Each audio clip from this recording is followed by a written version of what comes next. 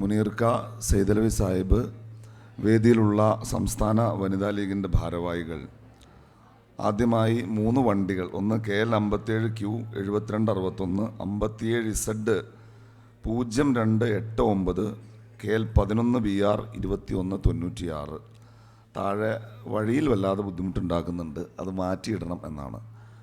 ഞാനിവിടേക്ക് വന്നപ്പോൾ റഹ്മത്ത് എന്ന വാക്കാണ് ഉപയോഗിച്ചത്. എങ്ങനെ ആഞ്ഞു പിടിച്ചാലും റഹ്മത്താവാൻ എന്നെ കൊണ്ട് പറ്റില്ല. പക്ഷേ നിങ്ങൾക്ക് ഈ സമയത്ത് ഞാനൊരു അതാപാവാതിരിക്കാൻ ശ്രദ്ധിക്കാം എന്ന് പറയാൻ പറ്റും. വളരെ പെട്ടെന്ന് ഞാൻ എൻ്റെ പ്രസംഗം അവസാനിപ്പിക്കാം. ഏതായാലും ഇവിടെ ബഹുമാന്യനായ മുനീർ സാഹിബുണ്ട്. CH മരണപ്പെട്ട് 4 പതിറ്റാണ്ടുകൾക്ക് ശേഷവും കേരളത്തിലുടനീളം CH ഓർമ്മിക്കപ്പെടുകയാണ്. എന്ന് വെച്ചാൽ CHൻ്റെ ആ ലെഗസി ആ മകന് മാത്രമായി പോയില്ല, അതെല്ലാവർക്കും കൂടി പകുത്ത് കിട്ടി.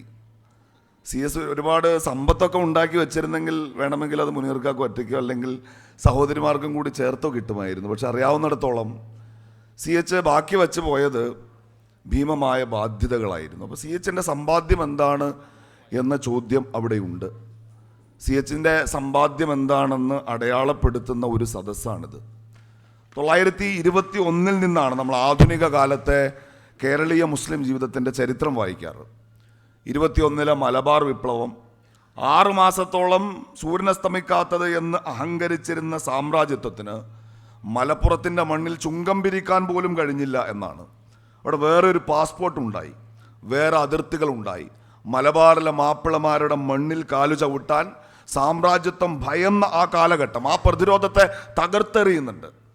അതിൻ്റെ യാതനകൾ സഹിച്ചത് പുരുഷന്മാർ മാത്രമായിരുന്നില്ല. 1 വർഷം മുൻപ് മാധ്യമ ആഴ്ചപ്പതിപ്പിൽ ഒരു ആർട്ടിക്കിൾ വന്നത് മലപ്പുറത്തെ മേൽമുറിയിലും അധികാരത്തൊടിയിലും കണ്ടെത്തിയ ഖബറുകളെ കുറിച്ചാണ്.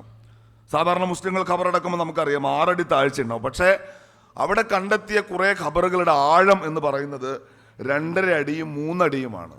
അങ്ങനെ തേടിപ്പോയപ്പോഴാണ് മലബാർ വിപ്ലവത്തെ താൽക്കാലികമായി തകർത്ത് ആ ഗ്രാമത്തിലേക്ക് ഒരു വെള്ളിയാഴ്ച സുബഹി നമസ്കാരത്തിന് ശേഷം സാമ്രാജ്യത്വത്തിൻ്റെ ബ്രിട്ടീഷുകാരുടെ പട്ടാളം കടന്നു വരുന്നത്. പുരുഷന്മാരെ മുഴുവൻ വിളിച്ച് നിരത്ത് നിർത്തിയപ്പോൾ അവർക്കിടയിൽ നിങ്ങൾ പ്രായം ചെന്നവരെ ഒഴിവാക്ക് എന്നൊരു അഭ്യർത്ഥനയുണ്ട്. ചെറുപ്പക്കാരെ കൊന്നിട്ട് ബാക്കിയുള്ളവരെ ഒഴിവാക്ക്. അവർ പറഞ്ഞു കഴിയില്ല എന്നാണ്. അവസാനം കുട്ടികളെ ഒഴിവാക്കി തരാൻ ആ ഉമ്മമാർ യാചിക്കുന്നുണ്ട്. പക്ഷെ ആ ഗ്രാമത്തിൽ ആണായി പിറന്നവരെ മുഴുവൻ ബ്രിട്ടീഷുകാർ വെടിവെച്ച് താഴെ ഇട്ട് പോയപ്പോൾ ആ രാത്രി ഇരുട്ട് വിളക്കുമ്പോഴേക്കും ഭർത്താക്കന്മാരുടെ, സഹോദരന്മാരുടെ, മക്കളുടെ മയ്യത്ത് ഇങ്ങനെ കൺമുന്നിൽ അഴുകാൻ തുടങ്ങിയപ്പോൾ ആ ഉമ്മമാർ മൺവെട്ടിയെടുത്ത് ഖബർ കുഴിക്കാൻ തുടങ്ങി എന്നാണ്. മലപ്പുറത്തൊരു ഭൂമിയുടെ പ്രത്യേകത അവിടെയുള്ളവർക്കറിയാം. ഒരല്പം താഴ്ത്തുമ്പോഴേക്കും ചെങ്കല്ല് കാണുന്ന സ്ഥലമാണ്. 2.5 അടി താഴ്ത്തിയപ്പോഴേക്കും 3 അടി താഴ്ത്തിയപ്പോഴേക്കും ആ ചെങ്കല്ല് വെട്ടിപ്പിളർത്താൻ കഴിയാതെ അവർക്ക് ഖബർ കുഴിക്കുന്ന ഏർപ്പാട് അവസാനിപ്പിക്കേണ്ടി വന്നു. എന്നിട്ട് ആ ജനാസകൾ മറമാടേണ്ടി വന്നു എന്നാണ്. എന്ന് വെച്ചാൽ സാമ്രാജ്യത്വത്തിനെതിരായ ഇതിഹാസ തുല്യമായ ഒരു പോരാട്ടത്തിൽ എത്രത്തോളം പുരുഷന്മാർ വില കൊടുത്തിട്ടുണ്ടോ അത്ര തന്നെ വില കൊടുത്തവരാണ്, യാതനകൾ ഏറ്റുവാങ്ങിയവരാണ് കേരളത്തിലെ മുസ്ലിം സ്ത്രീകൾ എന്ന് പറയുന്നത്. അവിടെ നിന്ന് കാര്യങ്ങൾ ഏറെ ഒന്നും മുന്നോട്ട് പോകുന്നില്ല. ഇവിടെ പറഞ്ഞല്ലോ, ഒരു കുന്നിൻ്റെ താഴെ നിൽക്കുമ്പോൾ ഒരു സ്കൂളിൽ നിന്ന് ഇറങ്ങി വരുന്ന കുട്ടികളുടെ കൂട്ടത്തെ നോക്കിയിട്ട് വിദ്യാഭ്യാസ മന്ത്രിയുടെ കാറിൻ്റെ മുൻപിൽ ഇങ്ങനെ കൈകെട്ടി നിൽക്കുന്ന ഒരു CH ചിത്രത്തിലുണ്ട്. അവസാനത്തെ കുട്ടി കടന്നു പോകുന്നത് വരെ CH കൊതിയോടെ കാത്തു നിൽക്കുന്നുണ്ട്. ആ കാത്തു നിൽക്കുന്നിടത്ത് എത്രത്തോളം ഒരു ഉപ്പയുണ്ടോ CHൻ്റെ ഖൽബിൽ, അപ്പോൾ അത്രത്തോളം ഒരു ഉമ്മയുണ്ട്. അവസാനത്തെ കുട്ടിയും തൻ്റെ കൺമുന്നിലൂടെ കടന്നു പോയപ്പോൾ ഒരൊറ്റ തട്ടമിട്ട കുട്ടി പോലുമില്ലല്ലോ. അത് വർഗീയതയല്ല. അവനവൻ്റെ സമുദായത്തിലെ കുട്ടികൾ പഠിച്ചു കാണാനുള്ള, നിങ്ങളുടെ മക്കൾ പഠിച്ചു വലുതാകണമെന്ന് നിങ്ങൾ ഉമ്മമാർ ആഗ്രഹിക്കുന്നത് പോലെ ആഗ്രഹിക്കുന്ന ഒരു ഉമ്മയുടെ ഖൽബാണ് അവിടെ അങ്ങനെ നോക്കി നിൽക്കുന്നത്. അവസാനത്തെ കുട്ടിയും കടന്നു പോയപ്പോൾ കണ്ണുനീർ തുള്ളികൾ കൊണ്ട് CHൻ്റെ തൂവാല നനഞ്ഞു എന്നാണ്. ഈ വേദിയിലിരിക്കുന്ന CHൻ്റെ മകൻ ഇന്നലെ കാലിക്കറ്റ് യൂണിവേഴ്സിറ്റിയിൽ 2 ദിവസമായി ബഹുമാനപ്പെട്ട മുനീർ സാഹിബിൻ്റെ നേതൃത്വത്തിൽ സംഘടിപ്പിച്ച ഒരു സെമിനാറിന് ഞാൻ സാക്ഷിയായിരുന്നു. ഇന്നിപ്പോൾ വനിതാ ലീഗ് സംസ്ഥാന കമ്മിറ്റി സംഘടിപ്പിക്കുന്ന ഈ പരിപാടി ഞാൻ കാണുന്നുണ്ട്. CHൻ്റെ തൂവാലയിൽ കുതിർന്ന ആ കണ്ണുനീർ തുള്ളികൾ അത് ചരിത്രത്തിൽ അനാഥമായി പോയിട്ടില്ല. ആ കണ്ണുനീർ തുള്ളികൾ വലിയൊരു വിപ്ലവമായി പുനർജനിക്കുന്നത്.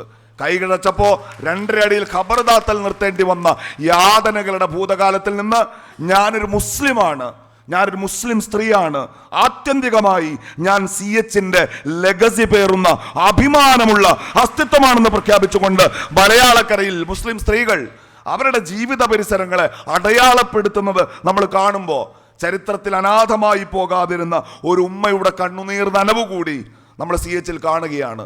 CH ഒരു അമരസ്മരണയായി വർത്തമാനകാലത്തും നിലനിൽക്കുന്നത് കേരളത്തിലെ മുസ്ലിം മുന്നേറ്റത്തിൽ, വിശേഷിച്ച് മുസ്ലിം സ്ത്രീകളുടെ ജീവിത പരിസരങ്ങളിൽ വരുത്തിയിട്ടുള്ള ഈ വലിയ മാറ്റത്തിൻ്റെ പേരിലാണ്. നിങ്ങൾ ഈ കാലഘട്ടത്തിൽ ഏറ്റെടുക്കുന്ന വലിയ രാഷ്ട്രീയ ദൗത്യം, അതിൻ്റെ വലുപ്പം ഏറ്റവും നന്നായി അറിയുന്ന ഒരാളാണ് ഞാൻ.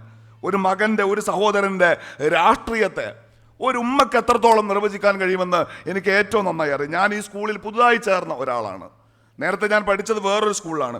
എൻ്റെ രാഷ്ട്രീയം എങ്ങനെ നിർവചിക്കപ്പെട്ടു എന്ന് ചോദിച്ചാൽ, എൻ്റെ ഉമ്മ ഒരു അംഗൻവാടിയിൽ ഹെൽപ്പറായിരുന്നു. ഉമ്മ അംഗൻവാടിയിൽ കുട്ടികൾക്ക് കഞ്ഞുണ്ടാക്കി കൊടുക്കുന്ന ജോലിയായിരുന്നു ഉമ്മക്ക്. ആദ്യത്തെ ശമ്പളം 80 രൂപയാണ്. പിന്നീട് ഈ തൊഴിൽ നിയമത്തിൻ്റെ ഭാഗമായി അവരുടെ ശമ്പളം വർദ്ധിപ്പിക്കാൻ ഉമ്മ തിരുവനന്തപുരത്തൊരു സമരത്തിന് പോയപ്പോൾ എന്നെയും കൂട്ടി. അന്ന് എനിക്ക് 8 വയസ്സാണ്. ചെറിയൊരു തകരാറുള്ളത്, ഉമ്മാൻ്റെ മുദ്രാവാക്യങ്ങൾ ഇൻകുലാബ് സിന്ദാബാദ് എന്നാണ് തുടങ്ങുക. അംഗൻവാടി ഹെൽപ്പേഴ്സ് യൂണിയൻ്റെ, CIT യൂണിയൻ്റെ ഞങ്ങളുടെ പ്രദേശത്തെ നേതാവ് കൂടിയായിരുന്നു ഉമ്മ. ഉമ്മ സമരത്തിൽ എന്നെ കൊണ്ടുപോയിട്ട് മുമ്പിൽ സുശീല ഗോപാലിനെങ്കിലും ഇങ്ങനെ നിൽക്കുമ്പോൾ എൻ്റെ ജീവിതത്തിൽ ആദ്യത്തെ മുദ്രാവാക്യം ഞാൻ വിളിക്കണം. ഉമ്മ ഇൻകുലാബ് എന്ന് കൈമുഷ്ടി ഉയർത്തി വിളിച്ചപ്പോൾ ഞാൻ സിന്ദാബാദ് എന്ന് വിളിച്ചു. എന്ന് വെച്ചാൽ ഉമ്മയുടെ പാർട്ടിയിൽ ചേർന്ന മകനാണ് ഞാൻ. അതിന് ഒരു മധുര പ്രതികാരം കൂടിയുണ്ട്. ഏറ്റവും ഒടുവിൽ മുസ്ലിം ലീഗ് അതിൻ്റെ മെമ്പർഷിപ്പ് ചേർത്തപ്പോൾ 25 ലക്ഷം പേരിൽ 13 ലക്ഷം വനിതാ അംഗങ്ങൾ ഈ പാർട്ടിക്കുണ്ടായപ്പോൾ ഇൻകുലാബ് വിളിച്ചു തന്ന ഉമ്മയോട് മധുര പ്രതികാരം തീർത്തുകൊണ്ട് ആ ഉമ്മയെ ഇപ്പോൾ ലീഗാക്കി വെച്ചിട്ടുണ്ട് എന്നാണ്. എന്ന് വെച്ചാൽ നിങ്ങളുടെ ജീവിത പരിസരങ്ങളിലേക്ക് അസാമാന്യമായ ഊർജം പ്രസരിപ്പിക്കാൻ ശേഷിയുള്ള, അസാമാന്യമായ പ്രതിരോധ ശേഷിയുള്ള, അസാമാന്യമായ അതിജീവന ശേഷിയുള്ളവരാണ് വർത്തമാനകാലത്തെ മലയാളി മുസ്ലിം സ്ത്രീകൾ എന്ന അഭിമാനബോധം. ആ അഭിമാനബോധത്തിന്, ആ സംഘബോധത്തിന് കഴിഞ്ഞ കാലങ്ങളിൽ ഈ കേരളത്തിന്റെ മണ്ണിൽ വലിയ മുന്നേറ്റം തന്നെ സൃഷ്ടിക്കാൻ കഴിഞ്ഞതിൽ വനിതാ ലീഗ് എന്ന സംഘടന വഹിച്ചിട്ടുള്ള പങ്കിന് ആർക്കും നിഷേധിക്കാൻ കഴിയില്ല. ആദരവോടുകൂടി വനിതാ ലീഗിന്റെ പ്രവർത്തനങ്ങളെ, ഈ ഇനീഷ്യേറ്റീവിനെ അഭിവാദ്യം ചെയ്തുകൊണ്ട് അവസാനിപ്പിക്കുന്നു. അസ്സലാമു അലൈക്കും.